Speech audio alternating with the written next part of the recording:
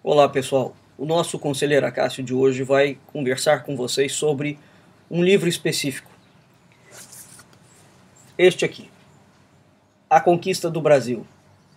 Esse livro foi lançado em 2015 e esse livro tem uma importância substancial em relação à história brasileira por uma razão muito simples. Ele evidencia, de um modo bastante claro, a nova linha editorial que está surgindo no Brasil.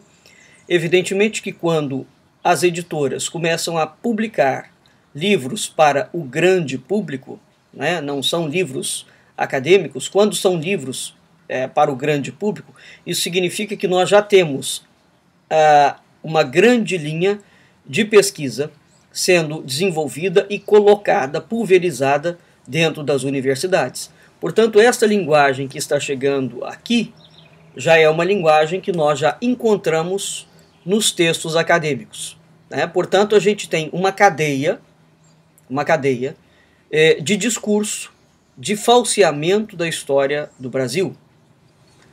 Mas esse livro marca uma singularidade que eu vou ler com vocês, ver com vocês alguns capítulos para que a gente consiga entender. As Olimpíadas, que acabou de terminar no Rio de Janeiro, a Glória Maria falou claramente que o Brasil foi invadido por Portugal. O Brasil não foi conquistado. O Brasil foi invadido por Portugal. Muito bem. Este é o discurso que a esquerda comunista brasileira está inventando agora. O Brasil passou por algumas etapas dentro do seu discurso elaborado pelos opositores do governo da coroa portuguesa. No início, quando em 1500 o Brasil foi descoberto, havia dois verbos que designavam aquela atividade: achamento e descobrimento. Jaime Cortesão faz um estudo seríssimo sobre o significado desses verbos, achar e descobrir. Eles não se referem à mesma coisa. Depois, houve a ideia, já no século XIX, e é preciso que se ressalte isto, no século XIX, foi construído a ideia de que o Brasil era colônia de Portugal. Quem foram os autores desta tese? Dom Pedro I e José Bonifácio de Andrada e Silva. Para esta tese foi construída em cima de uma resposta ao projeto das Cortes de Lisboa, que estavam organizados e sob a batuta da maçonaria para a deposição da Casa Real Portuguesa. Então há um histórico que envolve isto, mas a tese de que o Brasil foi colônia de Portugal, ela foi desenvolvida primeiro por Dom Pedro I e por José Bonifácio de Andrada e Silva. As consequências para a historiografia brasileira serão absolutamente notáveis e dramáticas. Depois nós temos num terceiro momento, a República vem, aprofunda dramaticamente essa questão de que o Brasil foi colônia de Portugal e a partir da década de 40, de 50, por conta de um movimento oriundo do comunismo internacional, cria-se a expressão terceiro-mundismo e a ideia de colônia passa a ser, os brancos europeus passam a ser indivíduos absolutamente nefastos. Nós não temos tempo de analisar isso aqui agora. E de lá para cá, vai havendo sistematicamente uma tentativa da historiografia brasileira de separar a história do Brasil da história de Portugal. E antes de separar a história do Brasil da história de Portugal, havia a tentativa de colocar o Brasil contra Portugal. Quem faz essas denúncias? Essas denúncias são feitas, por exemplo, na década de 40, de 50, através dos dois irmãos, Tito Lívio Ferreira e Manuel Rodrigues Ferreira. Nós estamos num quarto estágio, onde é o seguinte: o Brasil não foi colonizado por Portugal, o Brasil não foi descoberto por Portugal, o Brasil foi invadido por Portugal. Esse discurso está em perfeita consonância, é o discurso que aconteceu nas Olimpíadas e é o discurso que está no Plano Nacional de Educação do governo brasileiro. Vamos entender um pouco o que isso significa, mas antes, vamos aqui analisar algumas mentiras absolutamente grotescas. Este livro, eu tenho uma coleção de livros de farsantes e de indivíduos que ajudaram a mentir sobre a história brasileira. Este é um deles. Marquem bem este livro, comprem e estudem, porque ele vai designar precisamente a nova linha editorial e o novo discurso que será implementado nas escolas, dentro em breve. O livro é prefaciado por Laurentino Gomes, que ficou famoso por alguns livros bastante jocosos em relação à coroa portuguesa. O próprio Laurentino Gomes vai falar de um caso muito curioso, que ele fala que quando os portugueses chegaram aqui, João Ramalho já estava presente aqui. Então, quando a frota de Cabral vem ao Brasil em 1500, isso prova a chamada política de sigilo dos descobrimentos portugueses. Em 1500, o Brasil não é descoberto em 1500. Em 1500 dá-se a tomada política do Brasil por Portugal. A tomada política, o Brasil já era conhecido de Portugal há muito tempo. E era conhecido de quem? Da Ordem Templária de Portugal. A quantidade de pesquisas que existem sobre a presença dos templários nas Américas, no México, na Argentina, nenhuma dessas pesquisas chega ao Brasil. É realmente assustadora. Portanto, a Ordem do Templo de Portugal é absolutamente impossível estudar a história de Portugal sem analisar a presença da Ordem Templária. O próprio prefaciador fala que o caso de João Ramalho é um homem sem passado porque ele chegou ao Brasil antes de Cabral e não se sabe como nem porquê. Então, o próprio prefaciador, portanto, Laurentino Gomes, admite que já haviam portugueses aqui. João Ramalho é um nobre, não é um Zé Mané qualquer. Muito bem, na página 17, uma história contemporânea do Brasil. O que ele começa afirmando? Que por gerações o brasileiro acostumou-se com a ideia de que a história e a cultura brasileira são exemplo de paz e de confraternização com outros povos. Ele começa desmentindo esta versão. Né? Então veja, aqui começa o problema. Portanto, o Brasil desde o início não é uma nação pacífica. O Brasil desde o início é uma construção bélica. Ora, o Brasil, enquanto tal, é uma construção da coroa portuguesa. Não é uma construção de franceses, não é uma construção de holandeses, não é uma construção de africanos, não é uma construção de índios, dos chamados gentios. Né? É uma construção portuguesa. Portanto, se a história brasileira e a sua cultura... É curioso, porque ao mesmo tempo que eles rebatem e dizem que o Brasil não tem nenhuma relação com Portugal, eles admitem que a história e a cultura brasileira têm alguma relação com Portugal. Então, o Brasil não é um país tolerante, não é um país conciliador, não é nada disso. O Brasil é um país altamente belicoso.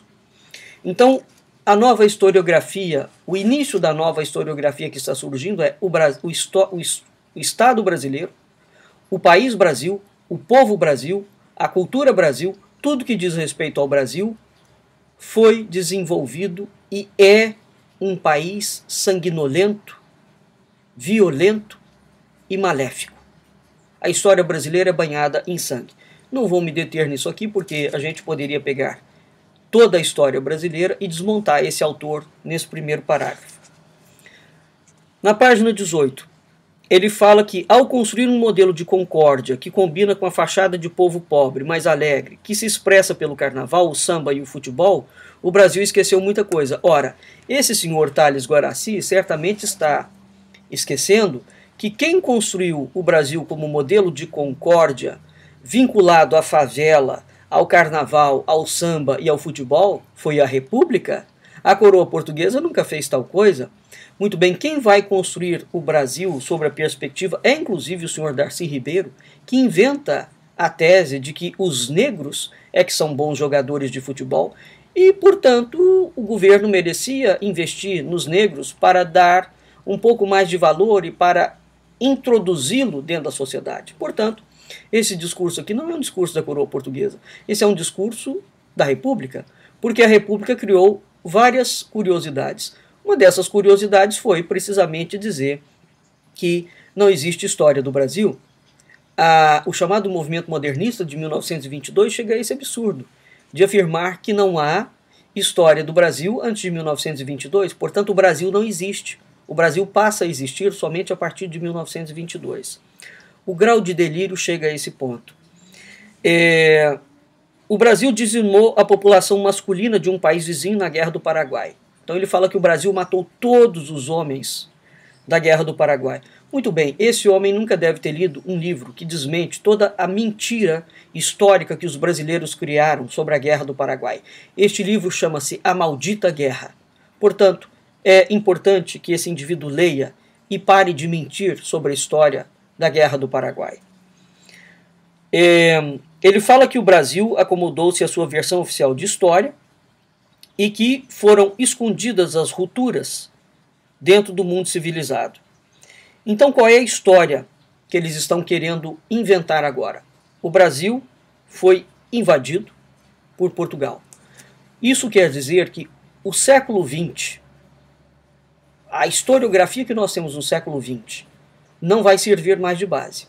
O século XXI, sob o comando comunista do governo do PSDB e depois do governo do PT, está reconstruindo a história do Brasil, mesmo.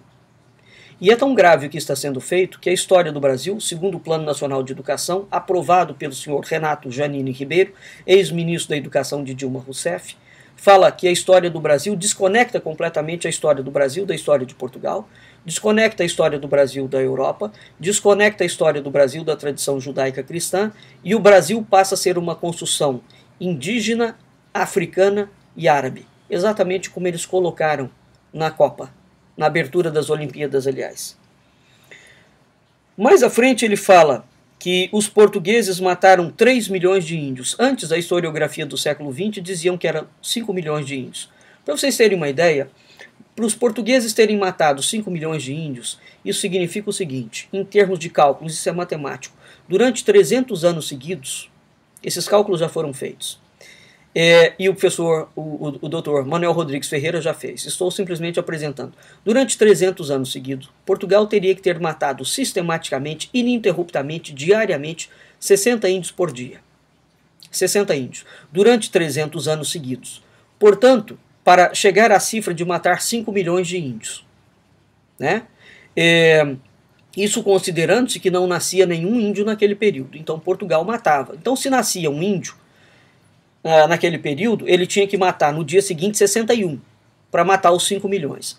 Esse recenseamento, eu gostaria de saber qual é a fonte na qual eles fazem esse recenseamento, porque até hoje o Brasil sequer sabe quantos índios tem.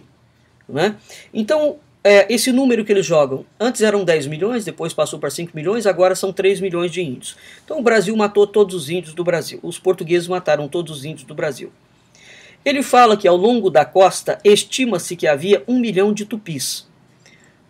Esse senhor sequer sabe que tupi designa tronco linguístico. Tupi não designa um povo indígena. Não é? Então havia 1 milhão de tupis, isso não significa absolutamente nada. Novamente, quais são os dados dele? Ele não cita. E ele vai lançando coisas, uma coisa atrás da outra.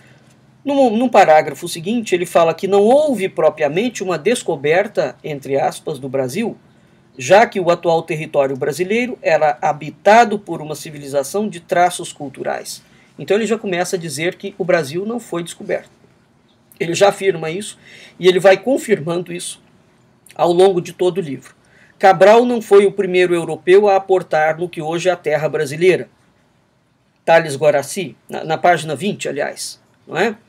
Esse é o discurso que vem sendo defendido pelos árabes. Pelos árabes. Os árabes têm um discurso de que não foi Portugal que chegou ao Brasil, foram os árabes. Daí a ideia de o Brasil ter sido, os fenícios terem aportado aqui. Por quê? Pela política árabe, pela lei da Sharia, quando um muçulmano chega antes num território, mesmo que aquele território tenha sido colonizado, entre aspas, por outro povo, aquele território pertence, por origem, aos árabes. Então eles estão tirando a história de Portugal para repassá-la à história árabe. Isso sem considerar os inúmeros historiadores, inclusive dentro dos institutos históricos e geográficos, que falam que quando Estácio de Sá chegou ao Rio de Janeiro, não foi Estácio de Sá que fundou o Rio de Janeiro, foram os franceses. Então transfere a fundação do Rio de Janeiro para os franceses. E este, portanto, é o discurso que vem sendo construído entre os árabes e entre os franceses, que o Brasil não é uma construção portuguesa, será uma construção árabe ou será uma construção francesa. Mais adiante, a passagem de Cabral pela costa brasileira só ganhou mais importância para portugueses e, sobretudo, brasileiros séculos depois, quando o Brasil já era um império independente de Portugal e precisava construir para si um enredo histórico coerente com a dominação portuguesa da qual descendia sua coroa. Muito bem. Isso significa que ele não consegue explicar se a vinda de Pedro Álvares Cabral não tem importância para a coroa. Por que a coroa portuguesa luta tanto para defender o Brasil e manter o Brasil sobre a coroa?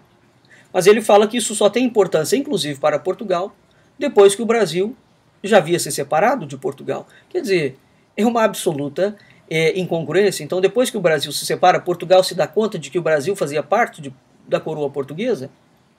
Na página 21. A ocupação inicial do Brasil não teve relação com a cruz fundadora de Cabral, e sim com a atividade de uns poucos portugueses abandonados em solo brasileiro. Portanto, quem vai construir o Brasil não é a coroa portuguesa, é meia dúzia de degredados que eles inventaram, inclusive, que o Brasil foi construído com degredados, com náufragos, com gente da pior espécie, não é? E cita para isso um filósofo brasileiro chamado Francisco Teixeira, que tem um livro chamado História Concisa do Brasil, que é um dos indivíduos que vem nessa esteira, dessa sequência de absurdos.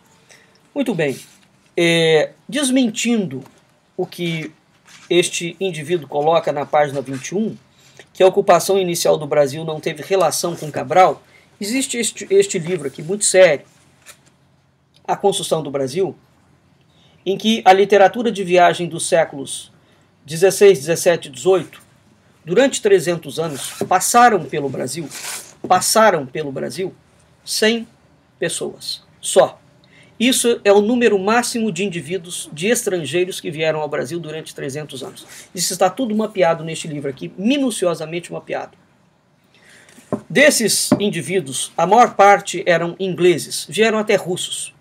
Esses indivíduos, na sua maior parte, eles nunca ficaram mais do que uma semana em uma cidade. Uma. Normalmente eles ficavam um dia, faziam um relato e iam embora. Esses indivíduos construíram, portanto, uma versão histórica que a historiografia brasileira mente. Então o indivíduo está de dentro do navio, passeia por uma rua. São esses indivíduos que começam a falar que as mulheres brasileiras, por exemplo, são fáceis, são prostitutas, são mulheres volúveis. São esses indivíduos que falam que o Brasil é um país de macaco. E a historiografia brasileira, a partir do momento em que existe a construção teórica de que o Brasil foi colônia de Portugal, a historiografia brasileira do século XX vai aprofundar esse discurso mentiroso, não é? E os ingleses estão à frente dessa história. Quem começa a difamar o Brasil é precisamente a Inglaterra. Nós não vamos entrar neste fato. Pois muito bem. Então o que nós queríamos mostrar para vocês? Está sendo construído, evidentemente, um outro percurso histórico, onde a história de Portugal e, portanto, da Europa, da cristandade, é completamente suprimida da história brasileira. É gravíssimo o que está sendo feito, mas é grave mesmo. Vocês não têm noção da gravidade do que o Brasil, sobre um comando comunista, está fazendo com a sua história. O Brasil não está agora simplesmente rasgando e mentindo sobre a sua história. O Brasil está reconstruindo a sua história. Porque isso é precisamente a forma, essa é precisamente a forma como o comunismo age. O comunismo tem 3 pilastras. Ele é minemofóbico, noofóbico e axiofóbico. Ele é minemofóbico no sentido em que ele apaga, destrói toda a memória nacional para construir a própria memória comunista. Essa é a razão pela qual o comunismo existe. Ele é axiofóbico porque ele destrói todos os valores. Portanto, a cultura brasileira é formada na tradição portuguesa, que é uma tradição ocidental, cristã. O Ocidente formou-se a partir da filosofia grega. Então, o objetivo dos comunistas é destruir todos os valores pertinentes à cultura ocidental cristã para implementar os valores comunistas, que nós já sabemos quais são. E ele é noofóbico, ou seja, ele destrói toda e qualquer ideia de transcendência. O que está marcado neste livro aqui é precisamente que a história obedece um único plano: o plano da conquista, o plano da guerra e o plano do sangue. Então, o que está por trás deste livro aparentemente singelo? Ora, se a história do Brasil foi falseada e a história do Brasil não tem nenhuma conexão com Portugal, vamos então agora conectar o Brasil com a sua origem real. Qual é a origem real do Brasil? É a África e a Arábia. A África e a Arábia.